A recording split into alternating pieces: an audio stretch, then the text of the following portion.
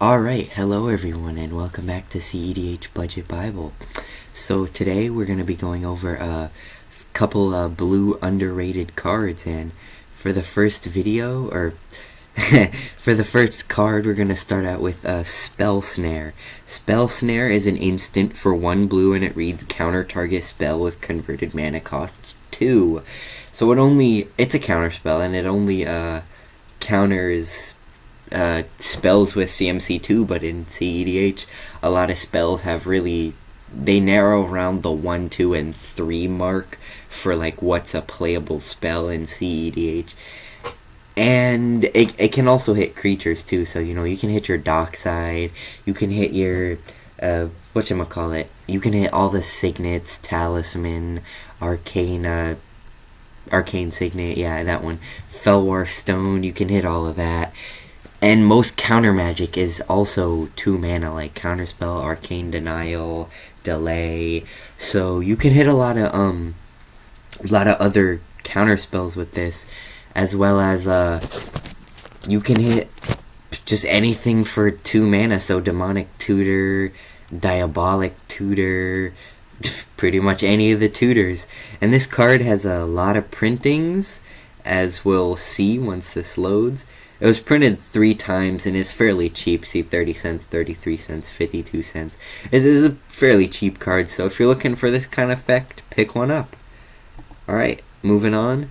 Next card. Now this was featured in the Rashmi deck tech for cedh, so go watch that.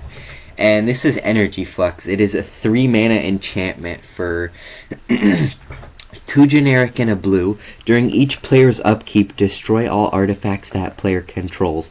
That player may pay an additional 2 for each artifact he or she wishes to prevent Energy Flux from destroying.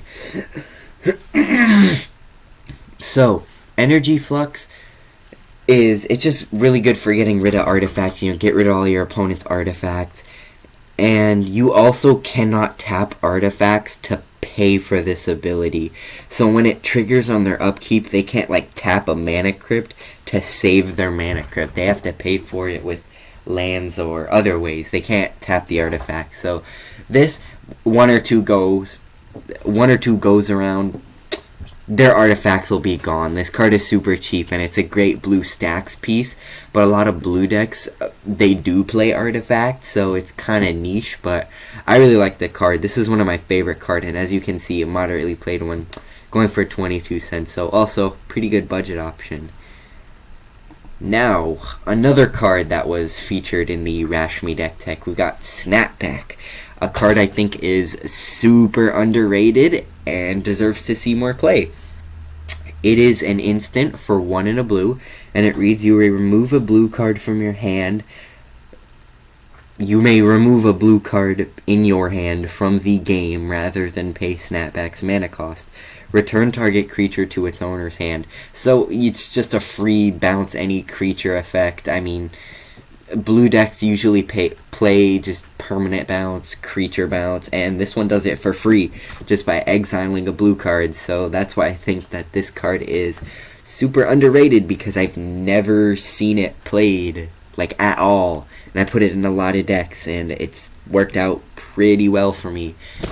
Just it being free can save you in so many situations, like how sometimes you just don't have the mana to cast your interaction. Free interaction is always better. So if you can bounce a creature with this card and it saves you, more power to you. But I think this is a really good card, and a lightly played one, 21 cents. So go pick up your copies of Snapback now. Pretty good card. So next card, this was also in the Rashmi deck tech. A lot of these cards are in the Rashmi deck tech. Wavebreak Hippocamp. It is a 3 mana 2/2 creature. It's a horse fish. It's actually an enchantment creature. And it reads, whenever you cast your first spell during each opponent's turn, draw a card. So whenever you cast a counter spell, cast a cantrip, a tutor on an opponent's turn, just any kind of interaction on an opponent's turn, you get to draw a card for the low price of 3 mana. So I think this card is pretty good. It can just gain you a lot of, this is good for mid-range decks. It can just accrue you a lot of value, throughout the course of the game. It's not really a fast combo deck. kind of card. And a lightly played copy, 19 cents. So if you're looking for this kind of effect, go pick one up for only 19 cents. Next card, again featured in the Rashmi deck tech, is Verity Circle. It is a 2-mana enchantment for 2 and a blue, and it reads, whenever a creature an opponent controls becomes tapped, if it wasn't being declared as an attacker, you may draw a card. So, whenever they tap a dork, draw a card. Whenever they tap, I don't know, not many creatures have tap effects that aren't dorks in cEDH, but yeah, so whenever they tap a dork, draw a card. This card's great for green metas. And also you can draw a ton of cards with the last activated ability. I have a ton of these because they give them to me non-stop in Ravnica Allegiance, man. And 28 cents for a copy. I mean, this is a good alternative for green metas to a Rhystic Study, because you're not going to be taxing them on mana because, they have a ton of mana. So why not tax them on card draw when they tap their creature? So that's why I think this card is pretty good, and it's a great budget alternative to what's the name of that card? Rhystic Study, yeah, that's the name. And next card up, we've got Words of Wind. It's a rare printed in Onslaught for 2 and a blue, and it reads, 1. The next time you would draw a card this turn, each player returns a permanent he or she controls to his owner's hand. And this card is a great stacks piece because decks with not a lot of permanents, you can just bounce them, especially in blue artifact decks where you can draw a lot of cards. You just pay 1, just bounce something, and it can make it frustrating for your opponents to deal with. But it is their choice. It's not, you don't get the choice. But I do think that this card is pretty good. That's why it's on this list. And it is not that cheap. It's $5.62. You get a heavily played one for $4.98, which isn't that much of a deal. But I still think that this card is good, even though, it's not a budget. But it is underrated. That's why it's on this list. Next card, we've got Whispers of the Muse. This card has 2 printings, and it was time shifted in Time Spiral, and it's an instant for 1 blue, and it reads buyback. Pay the buyback cost, goes back to your hand after you cast it, and then it reads draw card. So infinite mana outlet, you can cycle it if you don't need the infinite mana outlet. Like enough said, this card's just pretty good. It cycles itself, and it's an infinite mana outlet that you can just keep online until you need to burn it. It's 26 cents, and even cheaper for a heavily played copy. 20 cents, nothing more, nothing less. Moving on to the next card.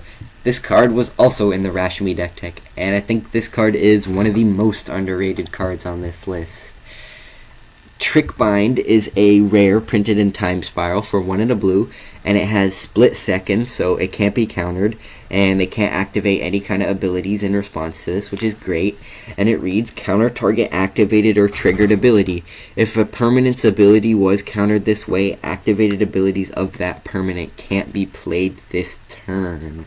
So, hit a Thassa's Oracle with this, they lose the game.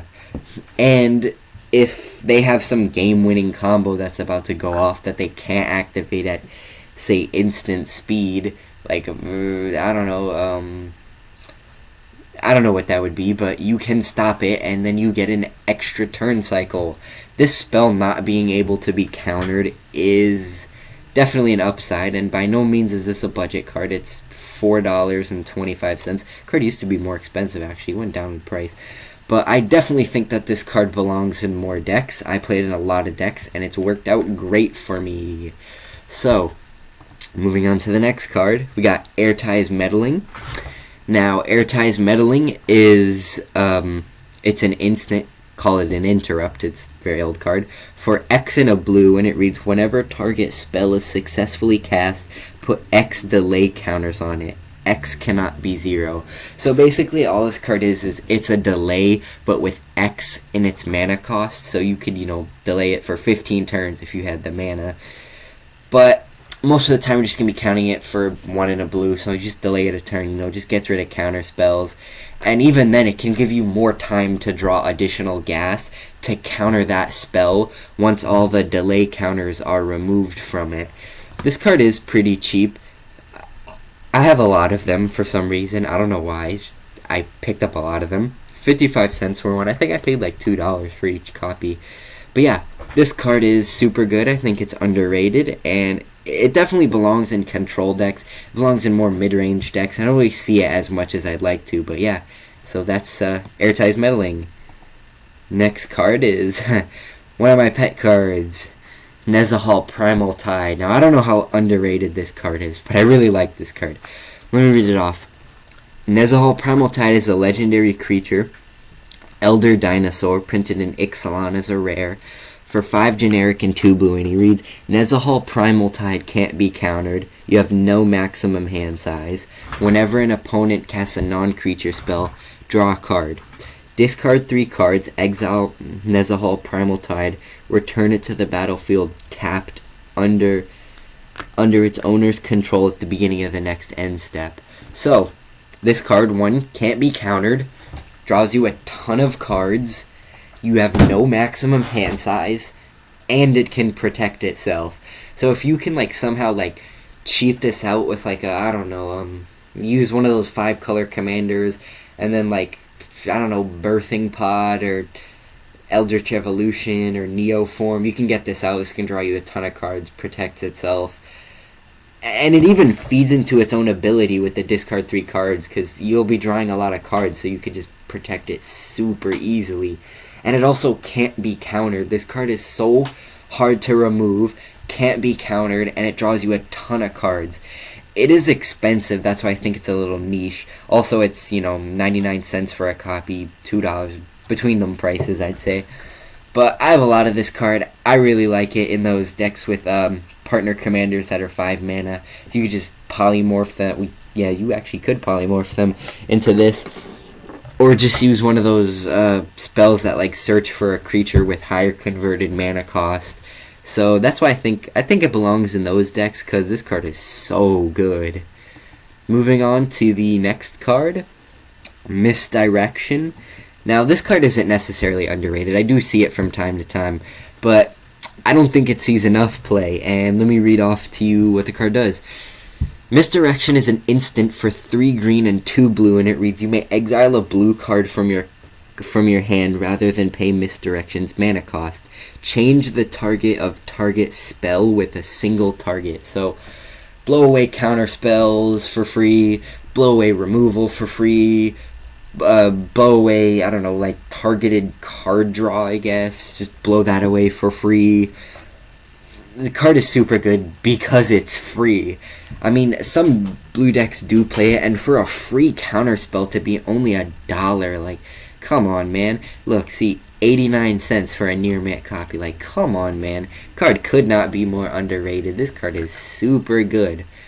Alright, moving on to the next card.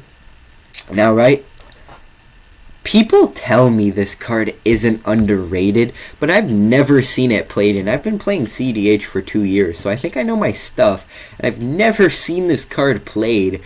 And it reads, card name is Mindbreak Trap, by the way, and it's a mythic printed in, what's that, Zendikar?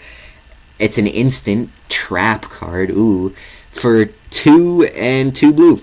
And it reads, if an opponent casts 3 or more spells this turn, you may pay 0 rather than play Mindbreak Trap's mana cost. Exile any number of target spells. So, whole stack, gone. Cast 3 or more stuff, your storm turn, gone. Like, this card is, man, for it to be free and for that, like, having it be if they cast 3 or more things, like, pretty much isn't even a restriction at all, because they're probably going to be casting, cantrips, tutors, whole lot of stuff in a turn, and this can just blow it away for free, and it doesn't even send it to the graveyard. No, it exiles the spell. And this card is definitely not budget. This is, I have 2 copies. I picked them up for about 10 each, and it looks like it's gone up in price. So you get a moderately played English version, not this one because it's damaged in Chinese, for $11.90. So that's pretty good for this card. I mean, this card is super good. I think it deserves to see more play, even though people tell me it sees play, but I've never seen it played. Alright, that was my list for underrated blue cards. This is Joshua with cEDH TV. I mean, oh my god. This is Joshua cedh Budget Bible signing out.